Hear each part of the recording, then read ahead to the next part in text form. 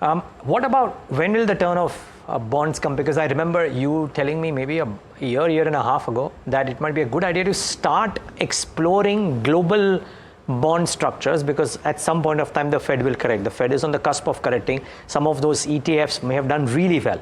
I'm just trying to understand from an Indian context, when do you think that turn will come?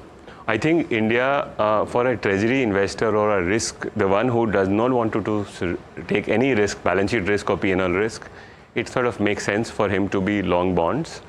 I have made this argument. Currently also.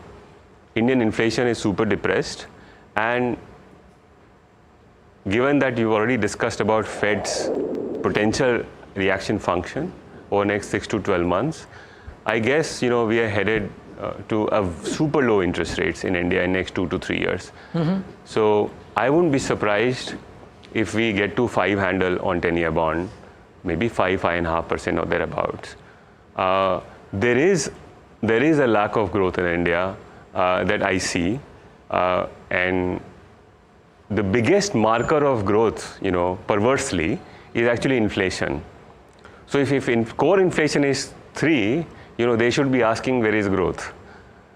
So you know what? We seem to believe that we are accelerating in terms of growth, but then question that one must be asking that why are we behaving like China in terms of inflation?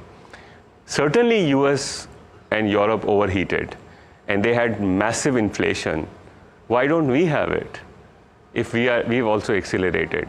So in a sense, a lot of growth that we made an argument has happened to the creamy layer, and then underlying economic momentum actually has slowed quite considerably. So my sense is that this would pave way for significant amount of rate easing, Neeraj, over next 6 to 12 months or 18 months. One macro question before we wrap up, or maybe a couple of questions. Could we get into a scenario, Maneesh, wherein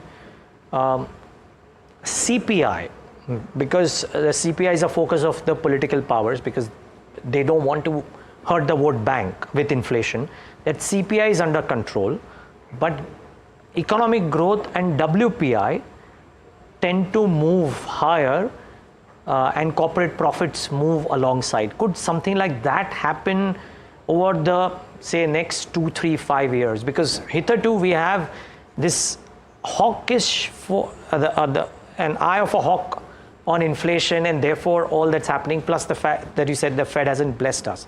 Could we move to a scenario like this?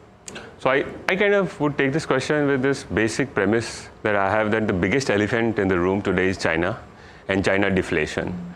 China is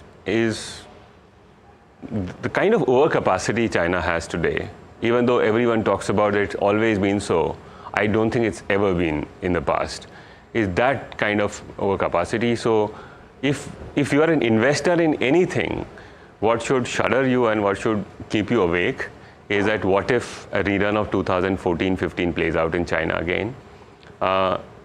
China is slowing, but China's overall capital block, its capex, its total output is actually still growing.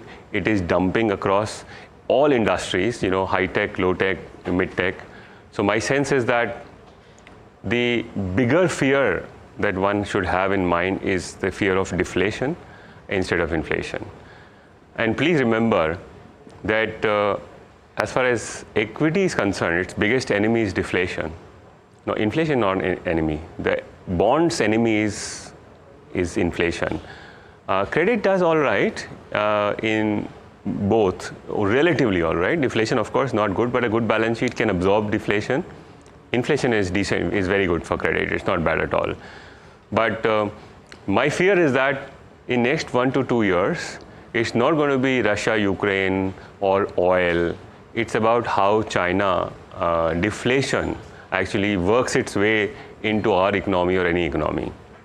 And that could be a very bad news. So I think I would caution, this exuberance that exists in manufacturing. I think I'm taking a detour now, but we should be extremely cautious manufacturing India right now, because the risk, especially the ones which are adjacent to areas where China has built large capacity. So even though you may have large amount of custom duty and stuff like that, we will have a way to, get goods in. And the prices at least enter, asani se. If your neighborhood in Malaysia and Singapore, or Indonesia, things are selling super cheap, will some way it'll actually enter India as well. So I wouldn't be worried of inflation right now. I think a bigger fear I would have in my mind is deflation.